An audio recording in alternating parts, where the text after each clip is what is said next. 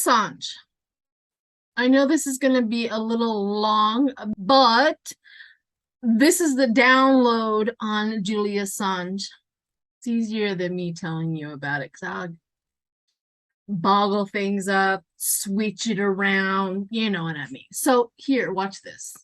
Regardless of what you think about Julian Assange and what he did, you should care about what happens to him. This is part one of a series explaining why. Okay, who is Julian Assange? In 2006, Assange founded WikiLeaks, which is a website for whistleblowers where you can anonymously upload sensitive documents, publish it to all of the world. But WikiLeaks wasn't really a big deal until 2010, when Chelsea Manning, who was an army intelligence analyst, uploaded hundreds of thousands of classified documents exposing how the US was doing war and diplomacy around the world. And it revealed some frankly horrifying stuff.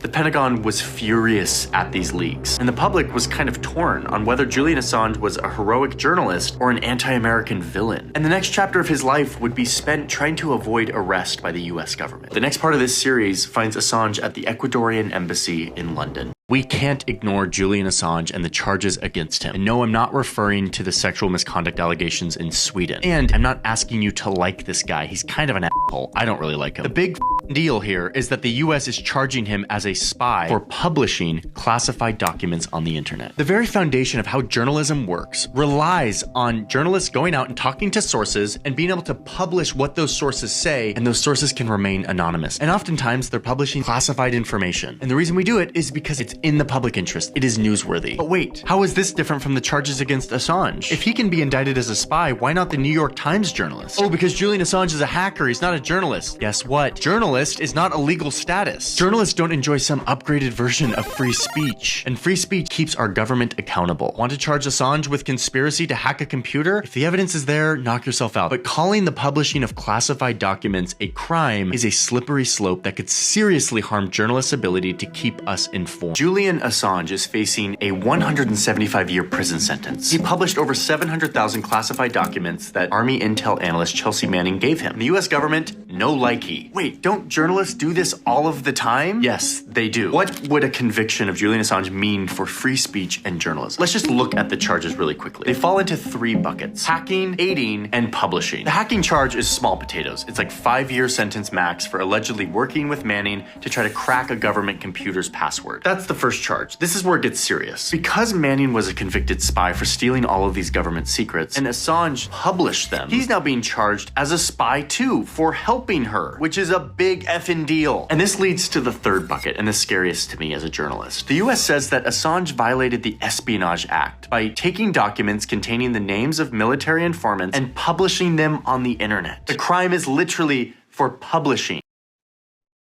All right, so my question is, will they ever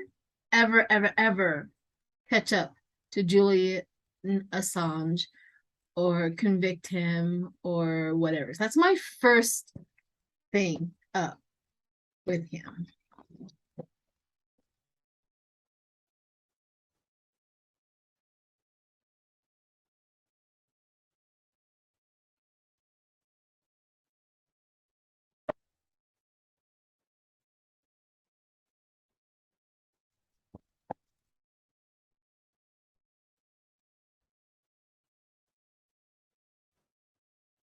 Well, they may be able to get a hold of him. They're doing the groundwork and looking for him to get over here.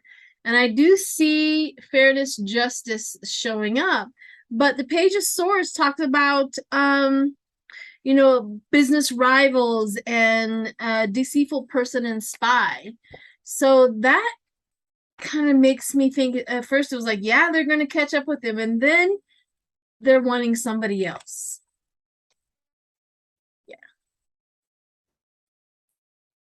They're wanting somebody else. That's the reason why they keep on going after him, is because he has the goods on somebody else. The happy person behind the scenes.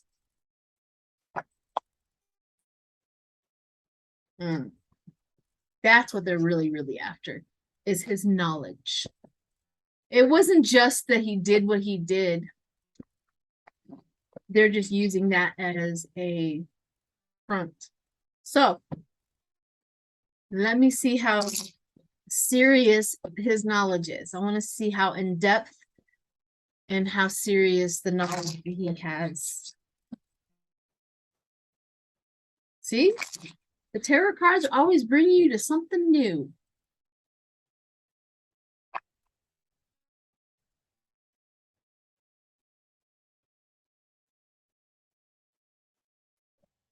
Let's see. Huh. Well, this is interesting. I mean, this is a card of rest, this, that, and the other. But it could be maybe somebody who is unalive. Huh. Holding on, possessing a knowledge. Holding on and possessing knowledge of possibly somebody who is unalive. Good news, messages about money. I'm asking what he knows and all of the abundance of that. Messages about money, the ups and downs. Here is work and lots of projects. This guy is very knowledgeable about something they really, really want. Judgment, renewal. Well, huh. Keep on going. He's burdened with this knowledge, knowing that he could satisfaction. He's very burdened with this knowledge. And he knows that once this is what's keeping him alive. Oh, okay. So this is what's keeping him alive, satisfaction of keeping him alive. They're not going to do anything. Maybe jail him, torture him, all that good stuff. You know how they are trying to get it. But as long as he has this information, he can stay alive.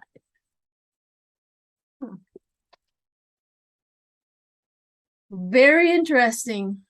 And this is what he can, when he releases it, or the information he can, it'll cause chaos. It'll cause a downfall for him or the person protecting somebody so that this doesn't happen. Well. See? There you have it. Information that has come out on that. I know these videos are short, but it's how it is. Have a great day, everyone. Thanks.